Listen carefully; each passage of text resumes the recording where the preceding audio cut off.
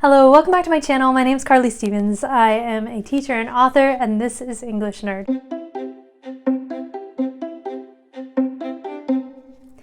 Today, in All About Dante's Inferno, I'm going to talk about Cantos 23, 24, and 25. So that covers Circle 8, bolgias 6 and 7.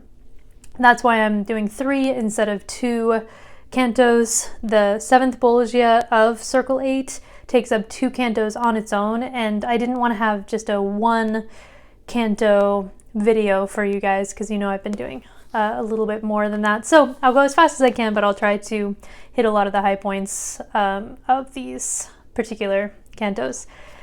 So at this point, Dante and Virgil have just left the grafters. My previous video was all about them, the corrupt politicians. There are some very dangerous demons there. And while the demons are fighting because of some treachery by one of the souls, Dante and Virgil get out of there. They start to escape. And that's where we pick up the story on in Canto 23. So they begin by going really slowly, just kind of like a procession of monks is sort of the analogy that we initially get. But then it occurs to Dante and Virgil, it seems simultaneously, that they're still in danger because they made, it wasn't really their fault, but they were involved in making the demons in the previous bolgia look like fools, and they're not far enough out of that section to be safe from them. And so it occurs to them that they could be chased, they could be followed by these very dangerous demons. And if Dante dies in the Inferno, it's been established that he is going to stay there. The rescue mission will have failed. There's a lot of hope that he is going to make it. We've gotten prophecies and various things, but this danger is real, and so here's what happens. Line 16. Already I felt my scalp grow tight with fear. I was staring back in terror as I said, "Master, unless we find concealment here, and soon, I dread the rage of the fiends. Already they are yelping on our trail. I imagine them so vividly I can hear them now." And he's not really imagining things. The demons actually are chasing after them. It says line 31, after Virgil responds with, yeah, I'm thinking the same thing. Line 31, he, that is Virgil, had not finished answering me thus when, not far off, their giant wings outspread, I saw the fiends come charging after us. Now, here's one of my favorite Virgil moments. It's rivaled only by the moment at the Gate of Dis when Medusa is being summoned and Virgil covers Dante's eyes. Here's another Virgil as mom moment. It says, line 34, seizing me instantly in his arms, my guide, like a mother wakened by a bedside noise to find a wall of flame at her bedside, who takes her child and runs, and, more concerned for him than for herself, does not pause even to throw a wrap around her, raised me, turned, and down the rugged bank from the high summit flung himself down supine onto the slope which walls the upper side of the next pit. I love this. We get an epic simile, first of all. We've had epic conventions all the way along. There's the in medias res from the first lines. It starts in the middle of things. There's the invocation of the muse. There's the vast setting and the lofty language. Here we have a very nice epic simile. We've had a few others, but I'll just point this one out because it goes for quite a few lines and is elaborated upon quite a bit. But yeah, I like this because it shows the humanity of Virgil and the relationship that the two have. It's one that's truly caring. And I just like the image of Virgil picking up Dante as though Dante is his son and running for the hills because Dante is not strong enough or fast enough to fend for himself. And I like also that Virgil is compared to a mother, not a father. The associations are very often with his motherly care, and I just think that's lovely. So they do escape the demons who were chasing after them, and they find the next section. So that brings us to bolgia 6. Remember, bolgias are those ditches. There are 10 different evil ditches in Malabolish Circle 8. And in this next one, number 6, they see the hypocrites. Dante finds out that it's the hypocrites in just a second, but here is the initial description that we get of the hypocrites, and it's pretty easy to see the contrapasso nature of the punishment from what's happening to them. This is line 55. It says, "About us now in the depth of the pit, we found a painted people, weary and defeated. Slowly, in pain, they paced it round and round. All wore cloaks cut to as ample a size as those worn by the Benedictines of Cluny. The enormous hoods were drawn over their eyes. The outside is all dazzle, golden and fair. The inside, lead, so heavy that Frederick's capes compared to these would seem as light as air." So huge cloaks, they're forced to march around the circle. The outside of the cloaks, they're beautiful, they're dazzling, and the inside is the opposite. They're heavy. The punishment is holding these things up and trudging along with them.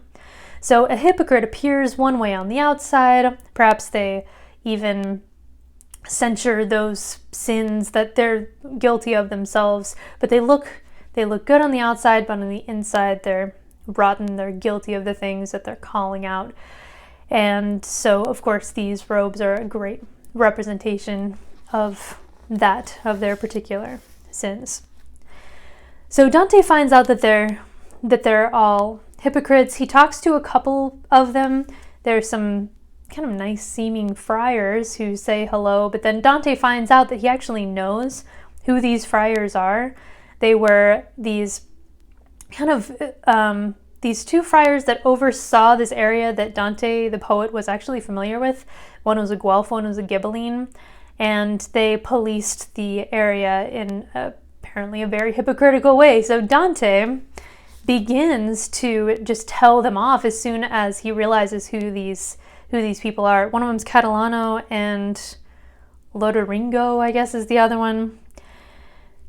But in the middle of Dante saying, "Oh, friars, you're evil," whatever he was going to say, it gets cut off because he sees that in this circle, in this section, there is one person who's being punished in a way unique to anyone else in this section. Everybody's just trudging along in these cloaks, except one guy who is crucified on the ground.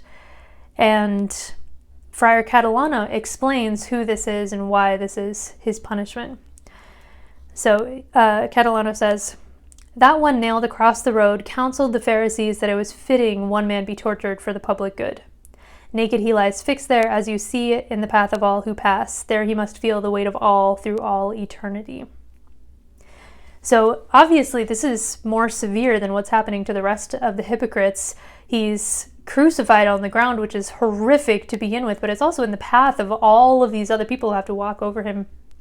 This is Caiaphas, who was head of the Pharisees during the time of Jesus, and when Catalano says that he counseled the Pharisees that it was fitting one man be tortured for the public good, so Caiaphas was the religious leader, one of the main religious leaders at the time, and he thought that Jesus was causing all this trouble, and in order to restore peace, it was worthwhile to take out Christ. And so obviously this is the ultimate hypocrisy, because as a religious leader at the time, the idea was that there was always the idea in the Jewish religion of this coming Savior, and he should have been able to recognize that Jesus was that Savior, but instead he counseled that Christ be ended instead. So yes, he's like the hypocrite among hypocrites. That's the idea.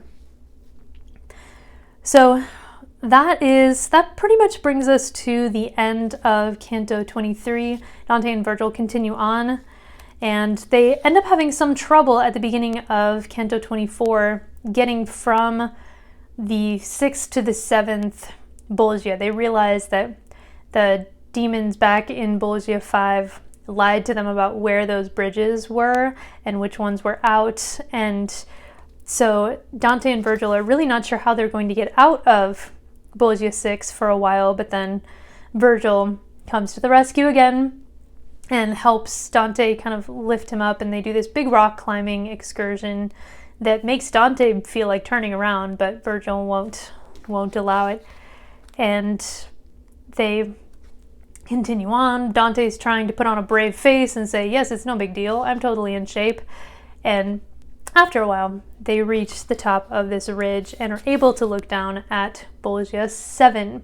Bolgia 7 is for thieves. There are various kinds of thieves. Dante differentiates between the types of things that are stolen. I'm not going to for the purposes of this YouTube series because I feel like it's just sort of getting into the weeds, and it's not something that I focus on in my classroom. So instead, we'll just think about them all as thieves in general. So this is Canto 24, line 79. It says, "So we moved down the bridge to the stone pier that shores the end of the arch on the 8th bank. And there I saw the chasm's depths made clear, and there great coils of serpents met my sight. So hideous a mass that even now the memory makes my blood run cold with fright."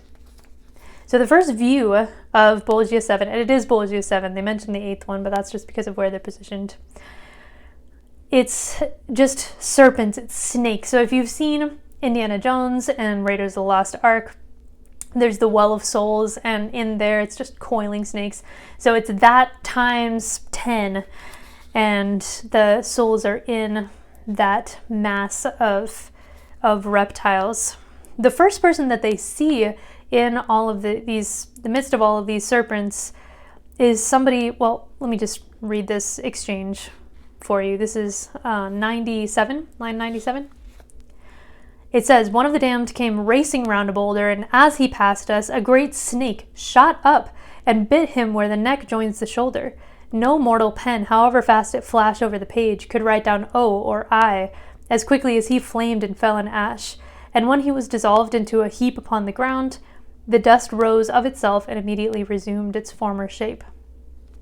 I mean, what a bizarre thing. This person is running, and then a snake bites him, and he just spontaneously combusts and then rises again like a phoenix from the ashes to presumably experience it all over again, because all of the punishments in the Inferno are ongoing. So that's bizarre, but that's not as weird as it's going to get here in this particular section. All right, they find somebody else, and they end up being able to talk to this person because he's in human form. I say he's in human form because all the serpents are also the souls, we find out. So it's about half and half, the souls, and in human form and then in reptile form, but more on that in a sec. So the person that Dante talks to is named Vanifucci, and he acknowledges that he lived a life that was more fitting for beasts than for mankind. You know, he didn't live well, and he's not happy to be recognized here. He says it's really annoying and painful to be recognized by anyone in this particular section, which is one of the only times that we've seen that so far. Mostly the souls want to be remembered. Even a few farther down want to be remembered, but Vanifucci does not. He is super irritated, and he gives a prophecy to Dante about the black and the white Guelphs and things going on in Florence, because of course all of these souls can see the future. And he says, "I have told you this so that it may grieve you." Like, he wants to hurt Dante, which is pretty intense.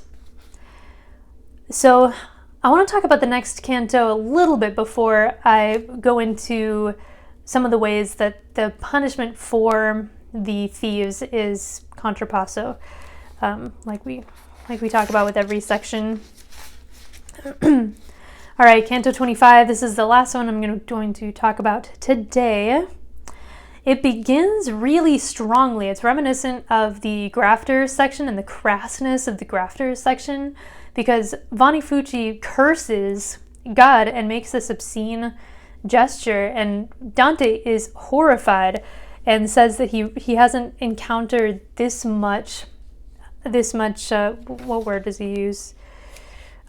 He hasn't found anybody so arrogant toward God. Even, he says, Capaneus, the blasphemer from Circle 7, who was also very defiant in his stance, or Farinata in Circle 6, who also had this scornful kind of aspect to him. He says, no, Vanni Fucci was the worst that he had encountered up to that point, just in the way that he was being so arrogant and defiant against God. So again, I've been saying that the souls in the Inferno generally continue to be who they were in life in just a slightly altered way. Like, I didn't talk about some of the specific ways that the hypocrites are a bit hypocritical in that section, but if you look at some of the details, you can see they continue to be that way. The grafter that jumps in, that fools them all and then just tries to get what he can get out of things. I mean, he's the same as he was in life. And Vanni Fucci is kind of the same as well. He's upset that he was caught as a thief, but he is still just defiant and even pretty blasphemous in his own way. After this, there are a lot of different thieves from Florence that are talked about, and I'm not going to go into some of the grisly details here, but we learn that not only are people in this pit of snakes, some of them are being bitten and combusting, but others are morphing with the serpents as well, and Dante really goes into some choice detail about how that happens. But that's when Dante realizes that not only are the people-shaped people the souls, but also the serpents are as well, because they'll trade. One person will morph and become a serpent, and the other one will be a human-shaped person. There's a sort of half and half weird hybrid thing that occurs. There is, I mean, it's just chaos, complete chaos with these serpents. So now let's talk contrapasso. The contrapasso nature of this punishment boils down to a few different things, it seems to me, although of course there could be more layers to peel back. First of all, the choice of serpents is reminiscent of the Garden of Eden and the story of Adam and Eve and the serpent that tricked them into stealing the fruit of the knowledge of good and evil. And so there's this sort of primordial legend, this association with that moment in Genesis that is so well known. So there's that. There's the idea that I talked about back in Circle 7 with the great chain of being and the spiritual and the physical, and how everything has its place on this great chain, and the more you sin in these terrible ways, the less toward God, and angelic things you become, and instead you kind of slide lower on that scale to more animal level. And that's also what's going on here. There's this association with creatures instead of humans because of their choices. And then finally, no one has any possessions in the Inferno, so there's nothing to steal exactly except for the human form or identity of someone else. And so that's what's constantly being stolen and taken and exchanged among all of these thieves. So there you have it. There is obviously more detail, as always, that you can glean from these cantos, but I feel like that covers those three. So I hope you got a lot out of this. Make sure to subscribe to this channel, get those notifications, like this video if you like it, and I will see you very soon. Bye.